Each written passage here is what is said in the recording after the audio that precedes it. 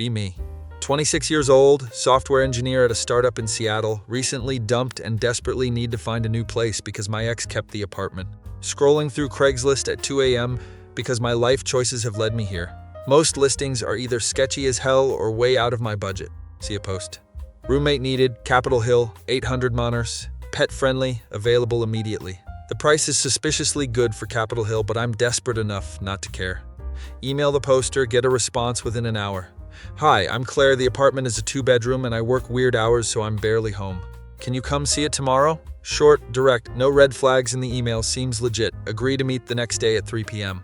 Show up at this older building, not fancy but well-maintained, good neighborhood. Ring the buzzer for Unit 4B. Come on up, chirps through the intercom. Climb 4 flights of stairs because the elevator is broken naturally. Reach the door, it's already open a crack. Knock anyway because I have manners. It's open, comes from inside. Walk in and the apartment is actually really nice. Hardwood floors, big windows, plants everywhere. There's a girl standing in the kitchen area making tea. She turns around and I get my first look at her. Mid-20s, shoulder-length brown hair, wearing an oversized sweater and leggings. Has this warm smile that immediately puts me at ease. You must be Owen, I'm Claire. Shake her hand, normal greeting stuff. Thanks for responding so fast. I'm kind of in a bind with my current living situation. Breakup? She asks casually while pouring tea. That obvious? You have that look. Also, you mentioned needing a place immediately, which usually means either breakup or eviction. She's perceptive, I'll give her that. Breakup, no eviction on my record though. Good to know, want some tea? We sit and talk for a bit. She explains she's a nurse who works night shifts 3 to 4 times a week, so she's barely home. Needs someone reliable to split rent because the lease is in her name. I'm pretty low maintenance as a roommate. I work from home most days. Keep to myself, I can cook so I won't burn the place down. She laughs. Honestly, that's more than I can say for the last person who looked at the room. Shows me around the apartment. The room is decent sized, gets good light, has a closet that's actually usable.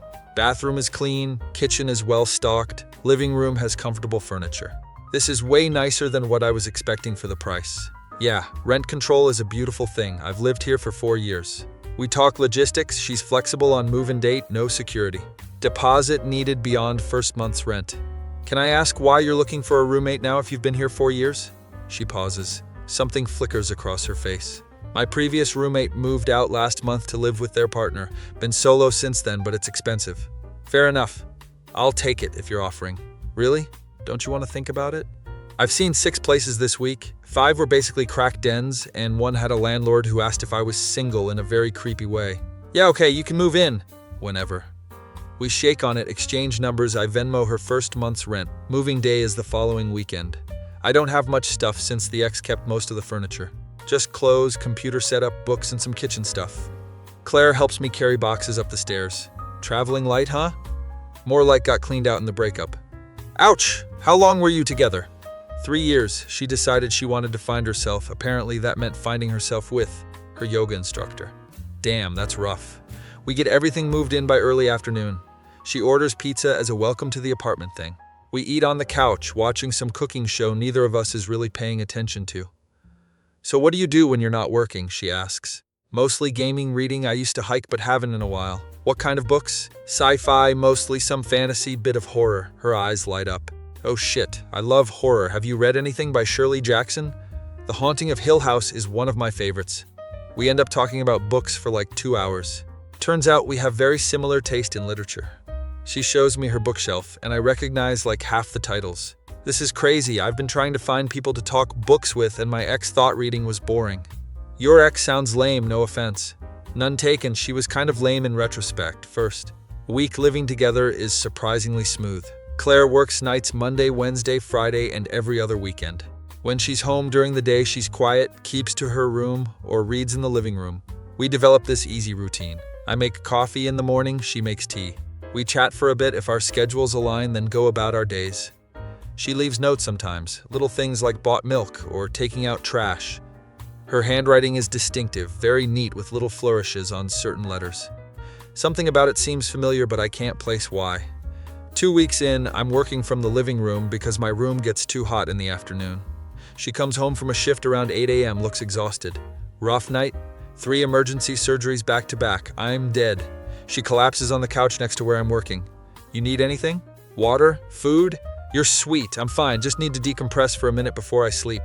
We sit in comfortable silence while I answer emails. Can I ask you something? She says suddenly. Sure. Have we met before? Like before you moved in? My stomach does a weird flip. I don't think so. Why? You seem really familiar, like I know you from somewhere, but I can't figure out where. Small world, maybe? Did you grow up around here? No, I'm from Portland originally, moved here for nursing school. I grew up in Spokane, been in Seattle for 5 years. She frowns slightly. Weird, probably just one of those faces, but she keeps looking at me like she's trying to solve a puzzle. Later that night, I'm lying in bed thinking about the conversation. Something is nagging at me too. There's something familiar about Claire, but I can't put my finger on what. The way she talks, her sense of humor, even her handwriting feels like something I've encountered before. Try to push it out of my mind and sleep. Next morning, there's a note on the coffee maker. Made breakfast casserole. It's in the fridge. Heat it up if you want. See her handwriting again, those little flourishes? I heat up the casserole and it's actually delicious. Text her. This is amazing. Where did you learn to cook like this? She responds, my mom taught me. She used to write out all her recipes by hand. Something clicks in my brain, but I can't grasp what. It is. That weekend we're both home. Rare occurrence. Decide to watch a movie together, her choice. She picks The Princess Bride. I've probably seen this movie 100 times, she says. Same, it's perfect. We quote lines at each other throughout, laugh at the same parts. You know what's funny, she says during a pause. I used to write about this movie to a friend when I was a kid. Like you had a pen pal or something? She looks at me weird. Yeah, actually, how did you guess that? My heart starts beating faster. Lucky guess. Pen pals were big in the 90s and early 2000s. True, I had one from like age 10 to 16. We wrote about everything, movies, books, life. What happened? We lost touch when I was 16. I moved and never got their new address. There's something wistful in her voice. Do you remember their name? Yeah, Owen. The room goes silent. My brain is short-circuiting. What was your pen pal's last name? She looks at me confused. Why? Just curious. It was Chen. Why are you being weird? Oh shit. Oh shit. Claire, what's your last name?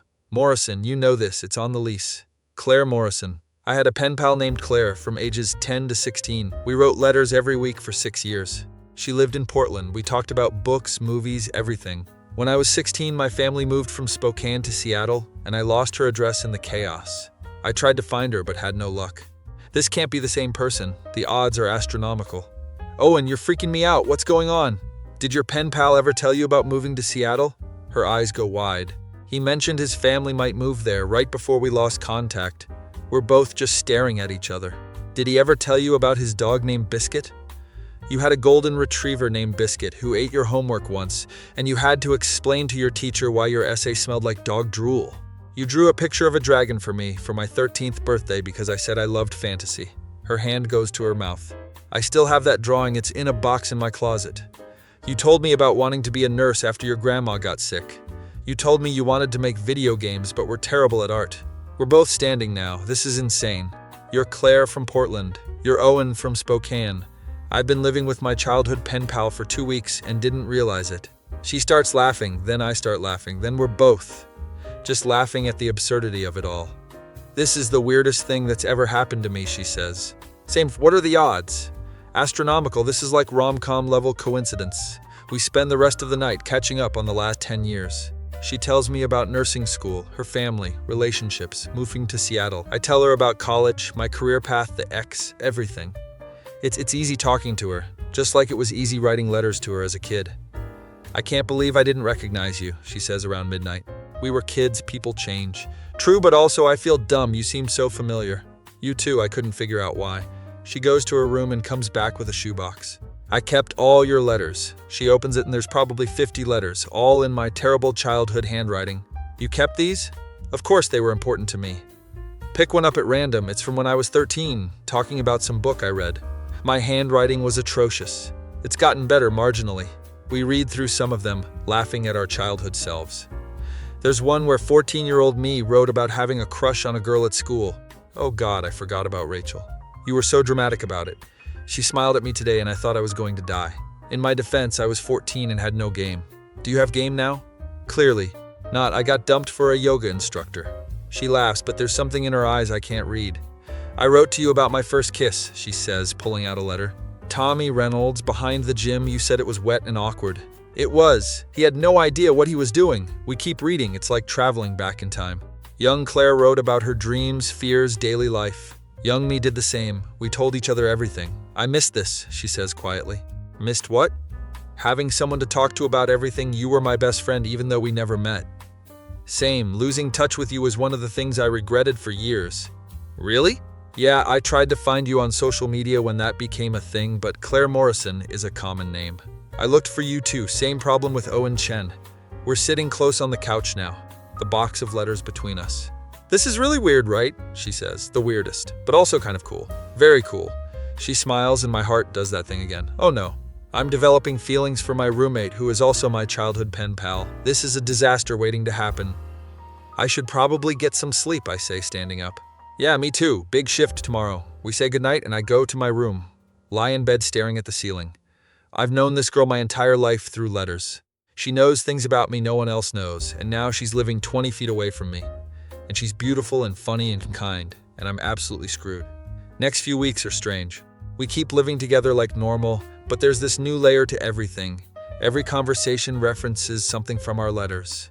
Remember when you told me about that camping trip where your dad forgot the tent poles? Remember when you wrote about your cat dying and I sent you that drawing? It's like we're picking up a friendship that paused 10 years ago, but it's also different because we're adults now. She notices things about me. I notice things about her, the way she hums while cooking, how she always tucks her hair behind her left ear when she's concentrating, the fact that she still loves horror movies but has to watch them with lights on.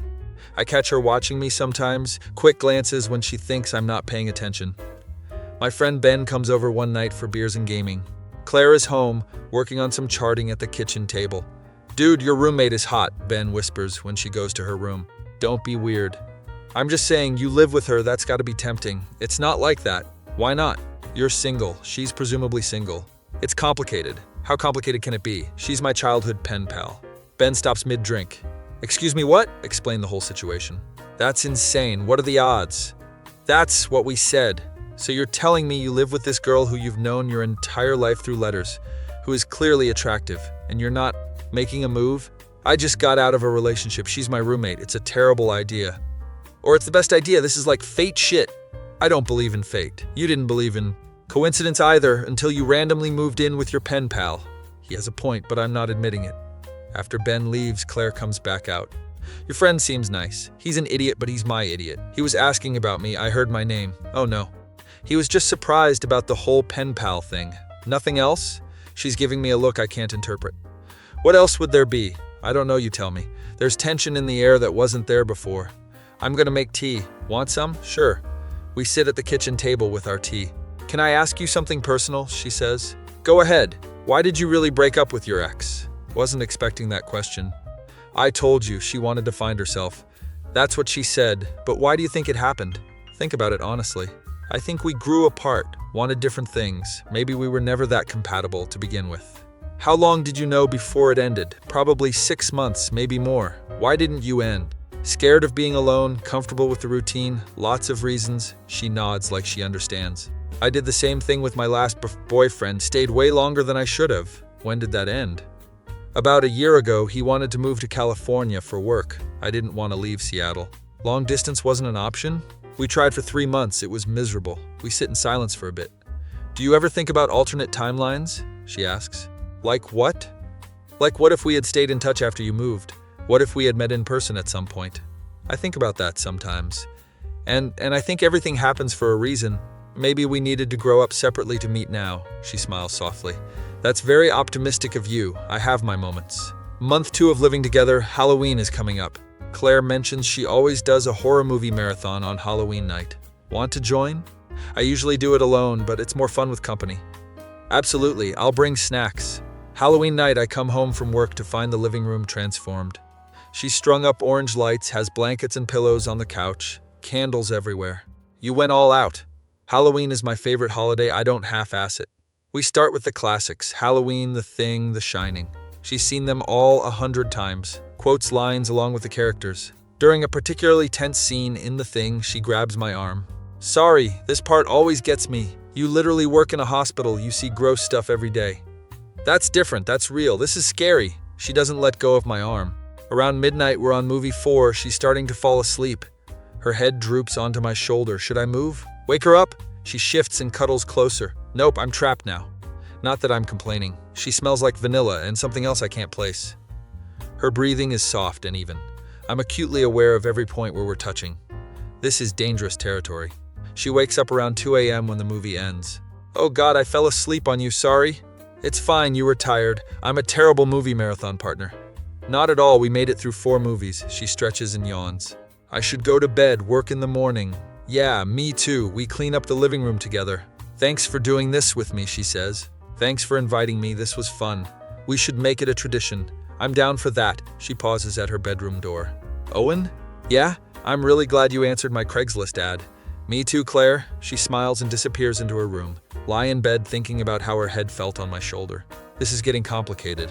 I'm definitely catching feelings. The question is, does she feel the same way? My face when I moved in with a random roommate and she turned out to be my childhood pen pal. Be me. 3 months into living with Claire, still processing the fact that my roommate is my childhood pen pal. We've fallen into this comfortable domestic routine that feels both natural and terrifying. She makes breakfast on her days off. I cook dinner when she works nights. We watch movies together, talk about books, exist in the same space like we've been doing this for years, which technically we have, just through letters instead of in person. The feelings I'm developing are getting harder to ignore. The way she laughs at my dumb jokes. How she leaves little notes around the apartment. The fact that she remembers details from conversations we had 10 years ago through letters. It's November now. Seattle is gray and rainy as always. Come home from work one evening to find Claire sitting on the couch surrounded by letters. Not just my old letters, but hers too.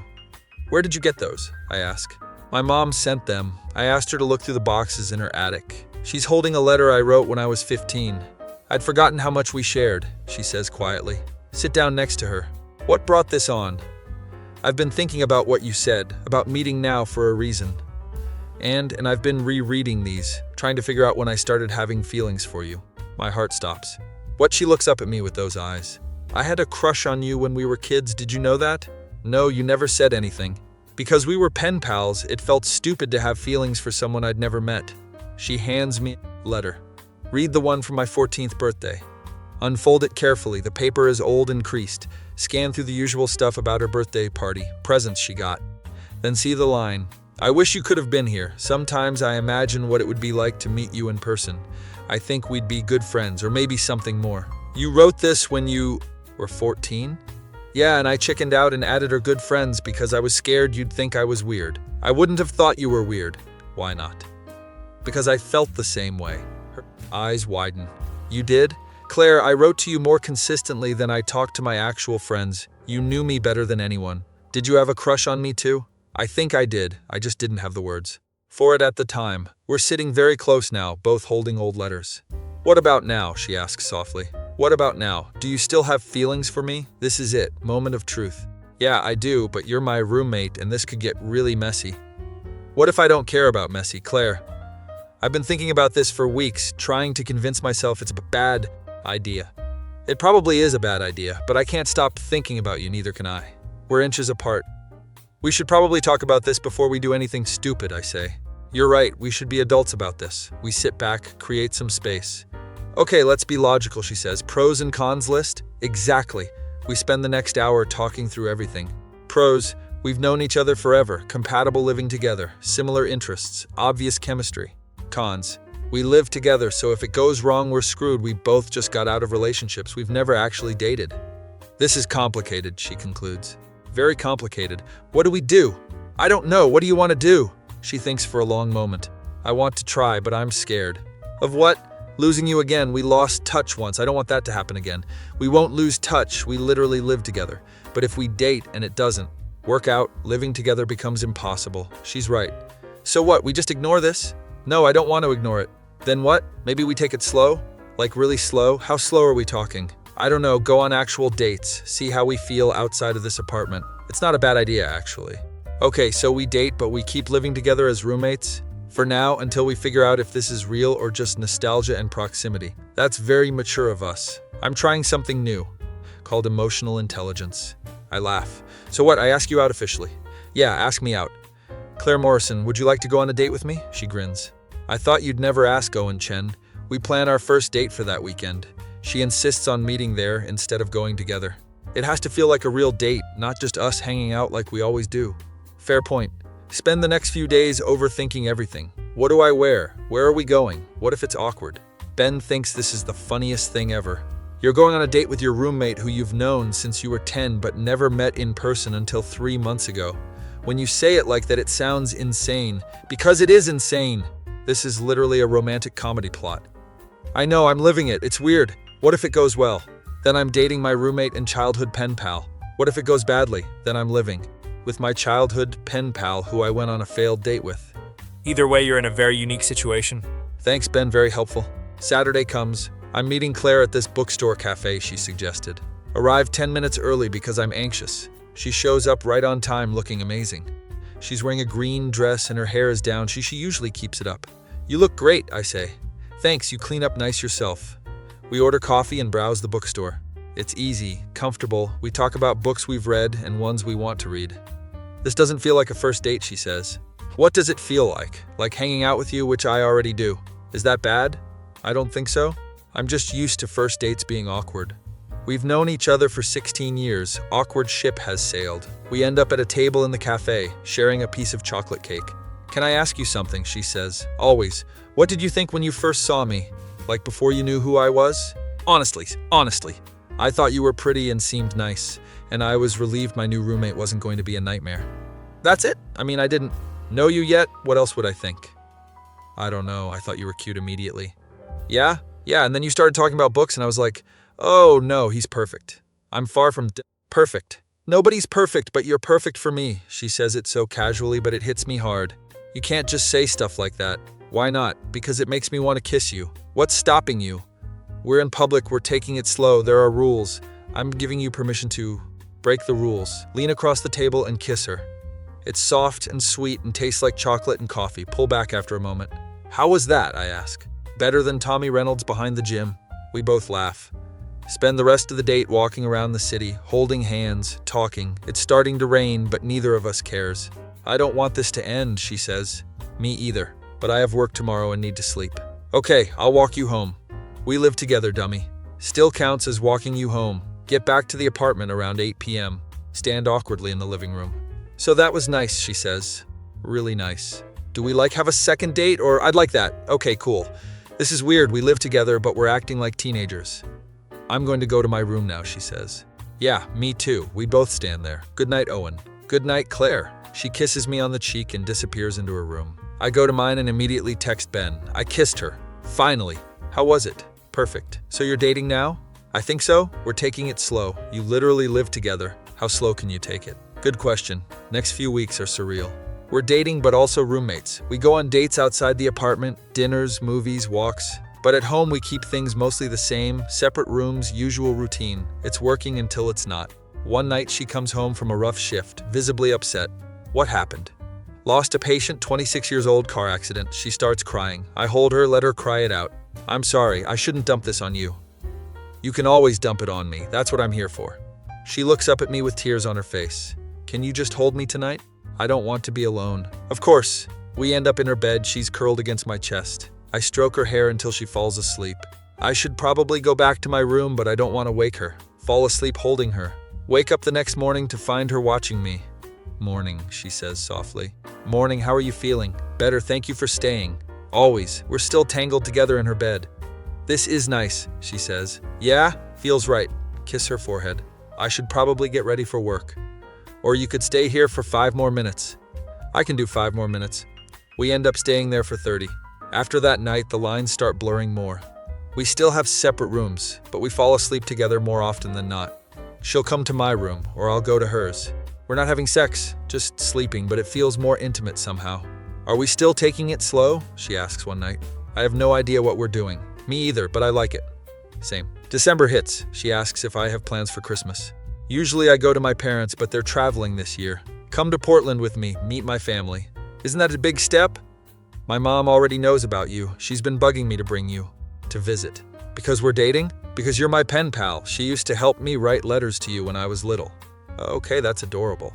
Sure, I'll come to Portland. The week before Christmas, we drive down to Portland. Her mom's house is in the suburbs. Nice neighborhood. Looks like a Hallmark movie. Her mom answers the door and immediately hugs me. Owen, I've been waiting 16 years to meet you. She's warm and kind and looks exactly like an older version of Claire. It's nice to finally meet you too, Mrs. Morrison. Call me Linda. She shows me to the guest room where I'll be sleeping. Claire's old room is across the hall. That night at dinner, Linda pulls out a box. I saved all of Claire's letters too, she says. Oh no, Mom, no, Claire protests. Yes, Owen needs to see these. Linda reads one where 11-year-old Claire wrote about how excited she was to get my letters. She used to check the mail every single day waiting for them, Linda says. Mom, stop embarrassing me. I'm just saying you two were adorable. After dinner, Claire and I sit on the porch. Sorry about my mom. She's a lot. She's great. I like her. She's been rooting for us since I was 10 years old. Really? Yeah, she used to say that Owen boy sounds nice. Maybe you'll marry him someday. And you'd say? I'd say, Mom, he lives in a different state and I've never met him. And she'd say, love works in mysterious ways. Your mom is a romantic. She really is. We sit in comfortable silence. Can I tell you something? She says. Of course. I'm falling in love with you. My heart stops and restarts. Yeah? Yeah, I think I've been falling in love with you since I was 14. I just didn't know it. Claire, you don't have to say it back. I just needed you to know. I'm falling in love with you too. She smiles and kisses me. It's cold and we can see our breath, but neither of us cares. Spend Christmas with her family. It's warm and chaotic and perfect. Linda keeps making comments about when you two get married. Claire is mortified. I think it's funny. On the drive back to Seattle, Claire is quiet. What are you thinking about? I ask. About how this is the best Christmas I've had in years. Me too. Owen, when we get back, I don't want to sleep in separate rooms anymore. Yeah? Yeah, I like falling asleep with you. Okay. Okay? Yeah, okay, we'll share a room. Your room or mine? Yours has better light in the morning. She reaches over and squeezes my hand. I love you. I love you too. Get back to Seattle on New Year's Eve. Spend the evening packing up my room, moving my stuff into hers. It's weirdly domestic and I love it. This is crazy, she says, watching me hang up my clothes. What is? A year ago I was single and living alone. Now I'm in love with my childhood pen pal.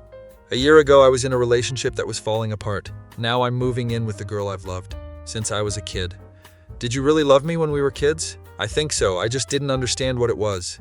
She wraps her arms around me from behind. I'm glad we found each other again. Me too.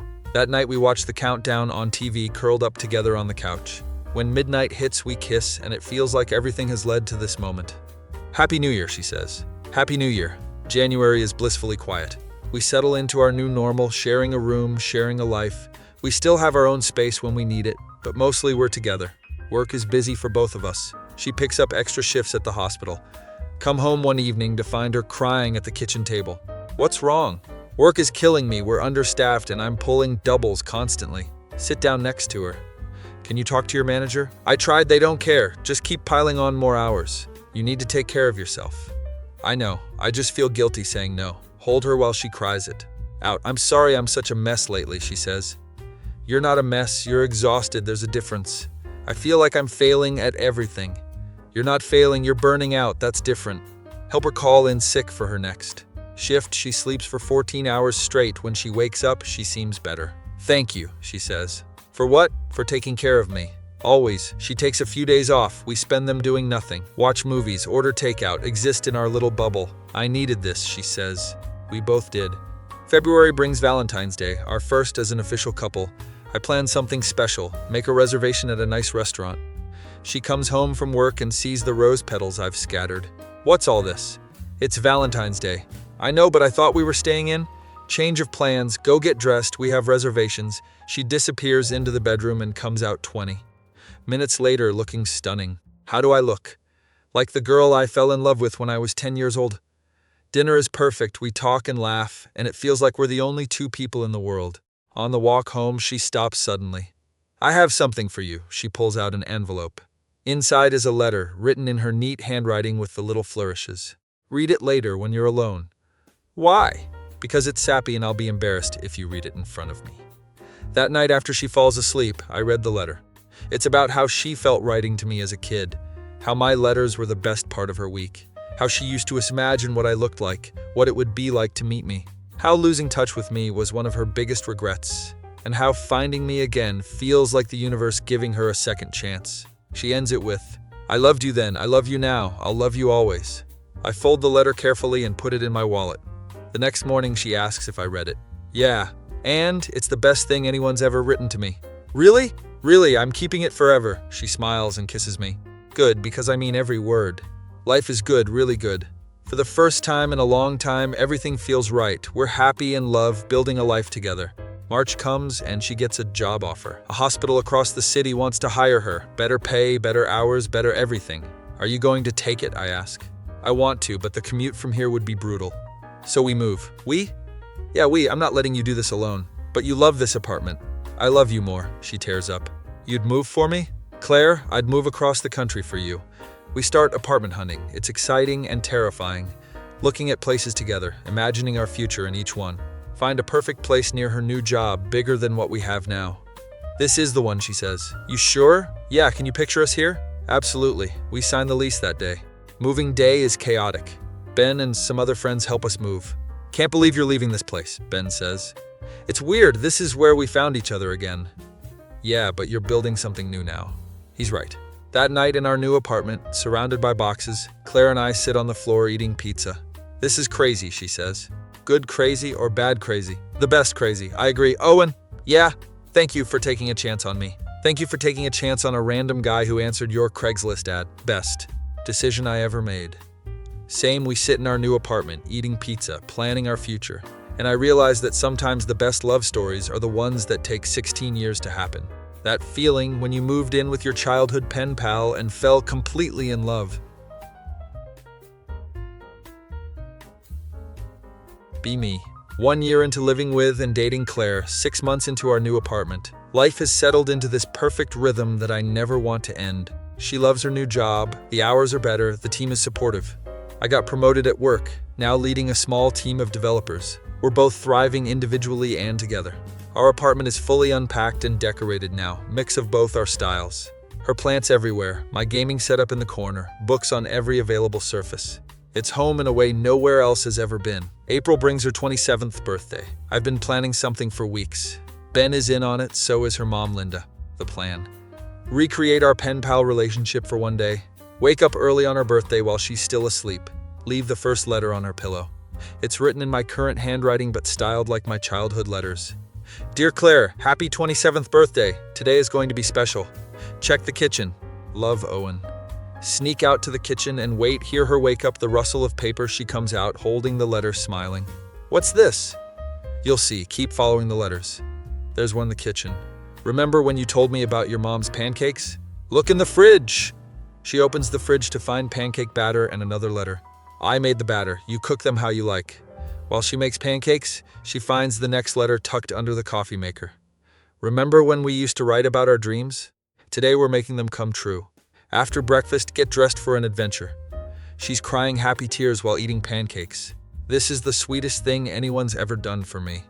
The day's just getting started. We drive to the bookstore where we had our first date.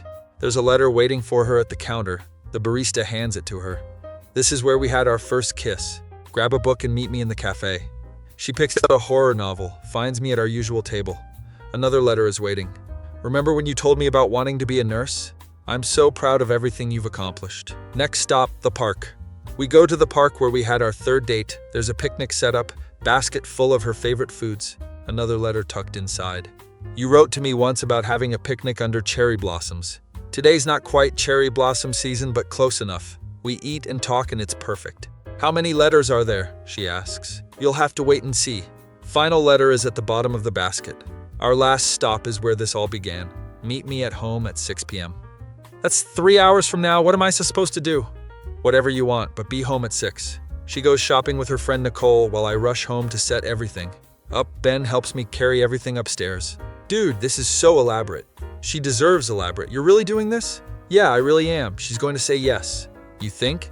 Owen, she's been in love with you since she was 14. Of course she's going to say yes. We finish setting up by 5:45. Ben leaves, wishes me luck. Claire comes home at exactly 6 p.m. The apartment is transformed.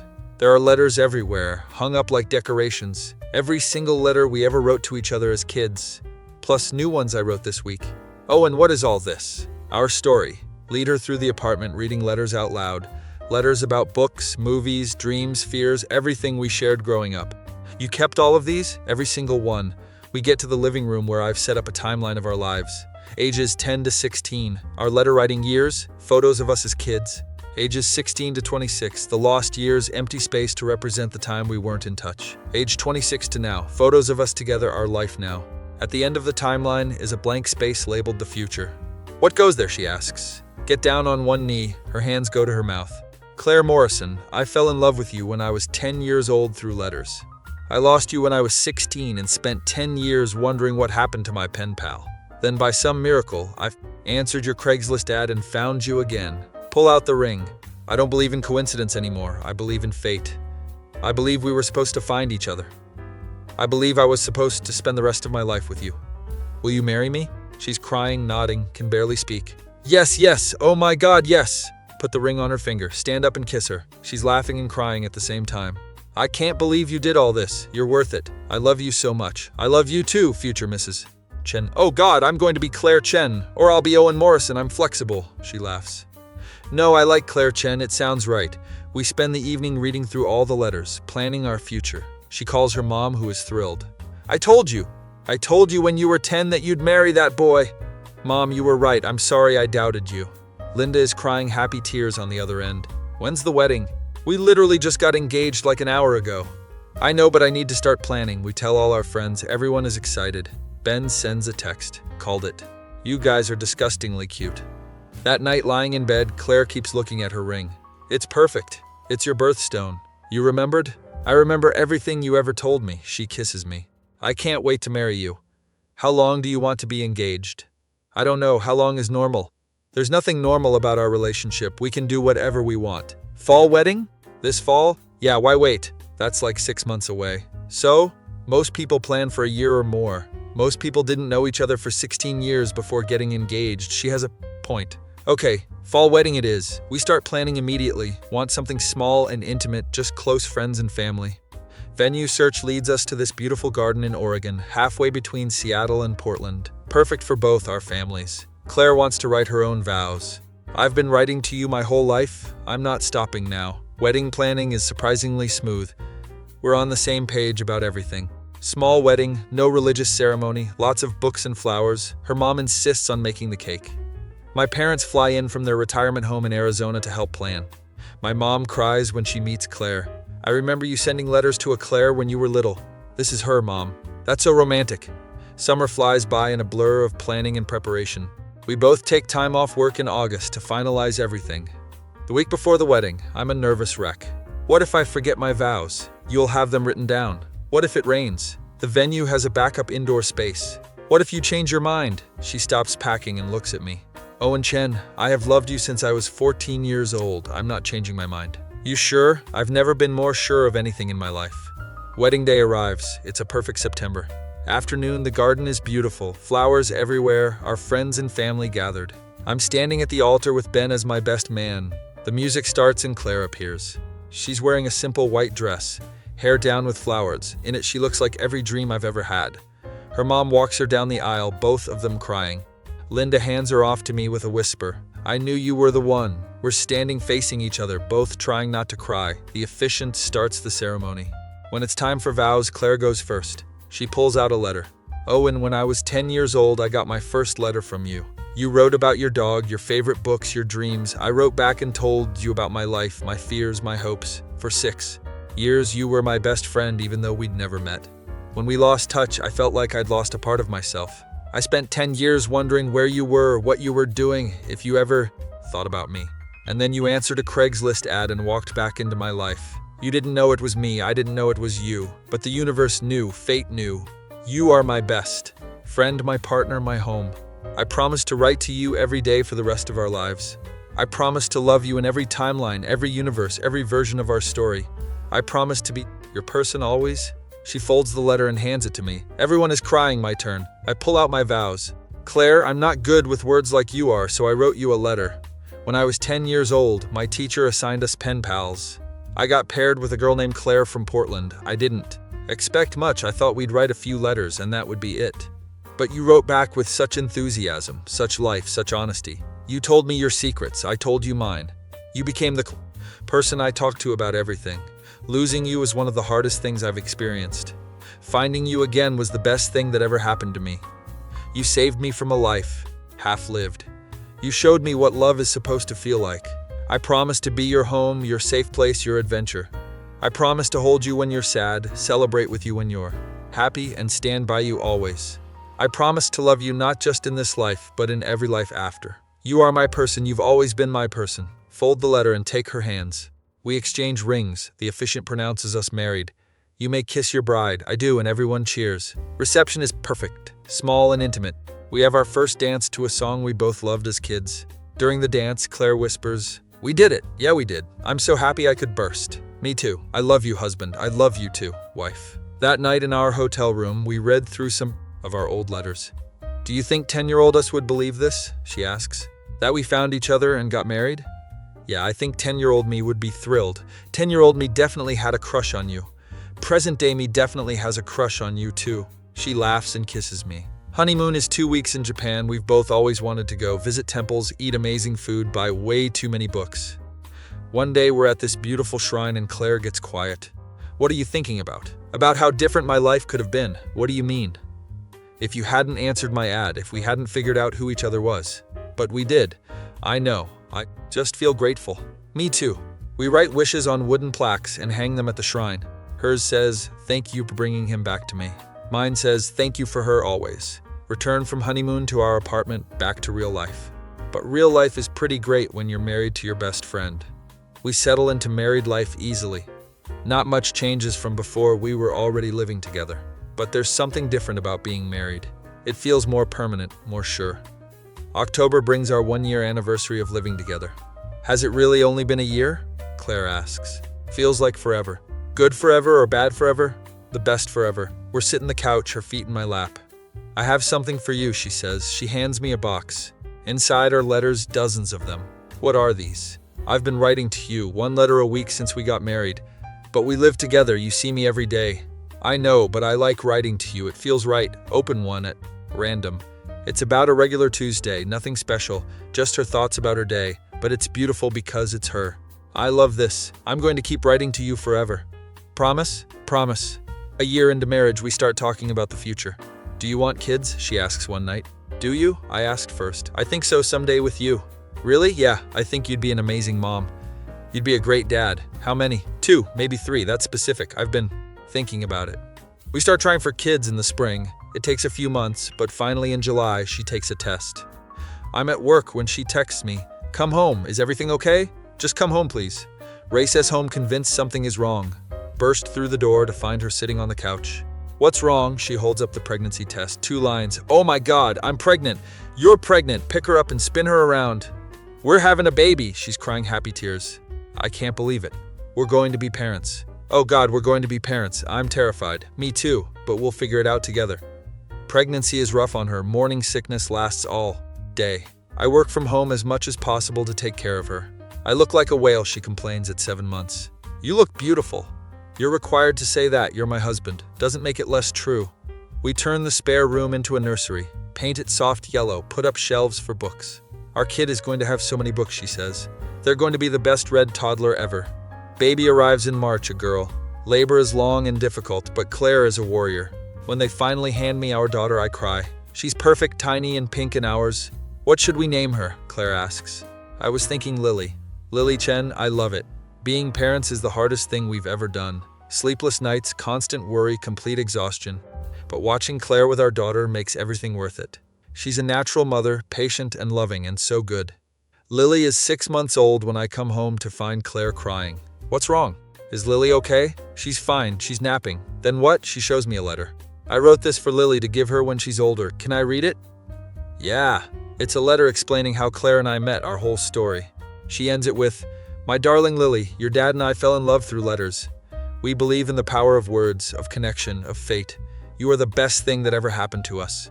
Love always, Mom. This is beautiful. I want to write her letters as she grows up so she knows how loved she is." That's perfect. We start a tradition of writing letters to Lily on every birthday. Stories about our life, advice, hopes for a future. Keep them in a box to give her when she's older. Years pass, Lily grows into a smart, curious kid. She loves books like we do, asks a million questions. At age 5, she asks how we met. "We were pen pals when we were kids," Claire explains. "What's a pen pal?" "Someone you write letters to." "Like email?" "No, actual letters, on paper, with stamps." Lily is fascinated by this ancient technology. Can I have a pen pal? We set her up with a kid from one of our friends' families. Watching her write her first letter, I see young Claire and young me. She's going to break some kid's heart someday, I whispered to Claire. Just like I broke yours? You never broke my heart, you made it whole. Lily is 8 when we tell her the full story. About how I moved in not knowing Claire was my childhood pen pal. That's like a fairy tale, she says. It kind of is, Claire agrees. Did you know right away? No, it took us a couple weeks to figure it out. That's so cool.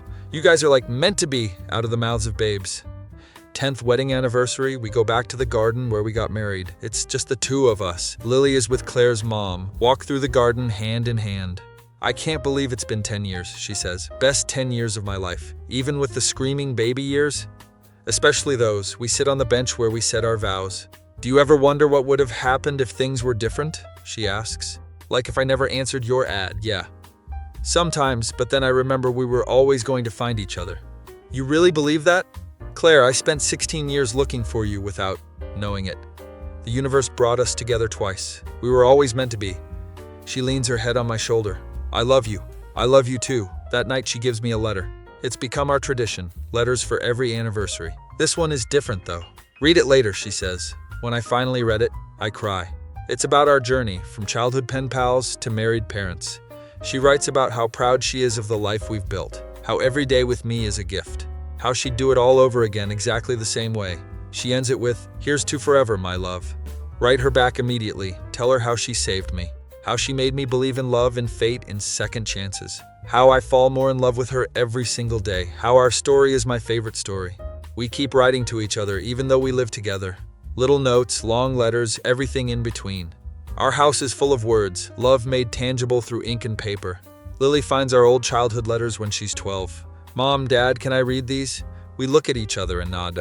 She spends the weekend reading through them, comes out with tears in her eyes. You guys really loved each other even back then. We did, Claire says. That's so beautiful. Someday you'll find your person too, I tell her. I hope they write me letters like you write, Mom. If they're smart, they will. 20 years after our first date, we're sitting in the same bookstore cafe. It's tradition now, we come here every year.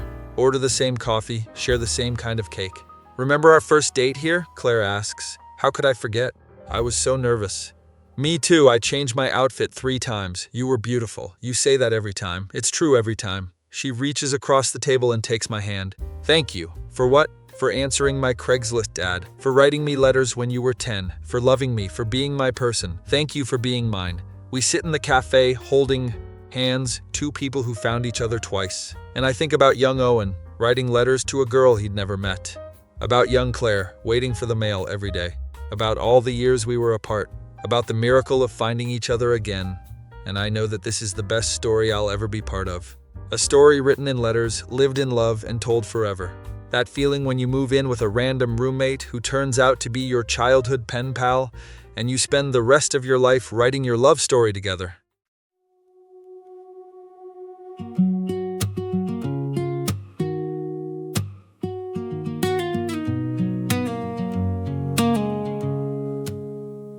Answered an ad for a room to rent. Walked in and something felt strange. Her smile was warm like a half-remembered dream.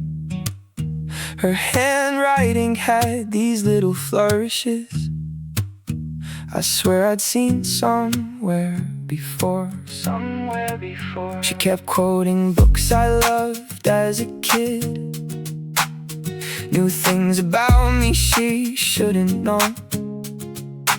Then she said a name that stopped my heart. We were writing letters when we were 10 years old, trading secrets through the mail.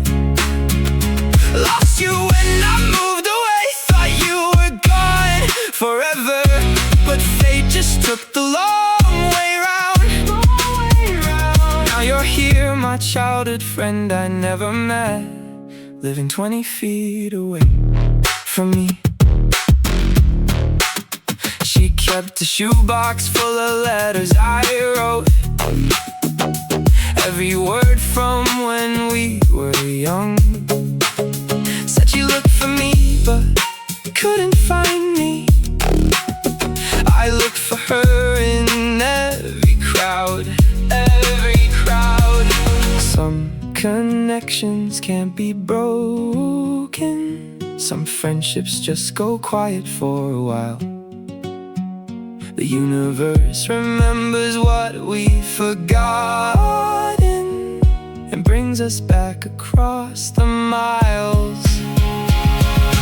We were writing letters when we were 10 years old, trading secrets through the mail.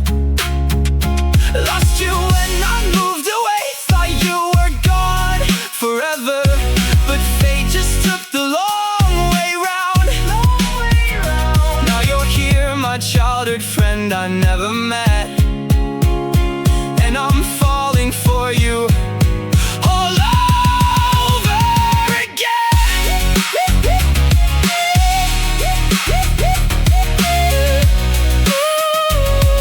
All over again. Started as strangers on Craigslist, became roommates by chance. Turned out we'd known each other our whole lives. Just had to find our way back. Dear Claire, I found you. Love, your pen pal.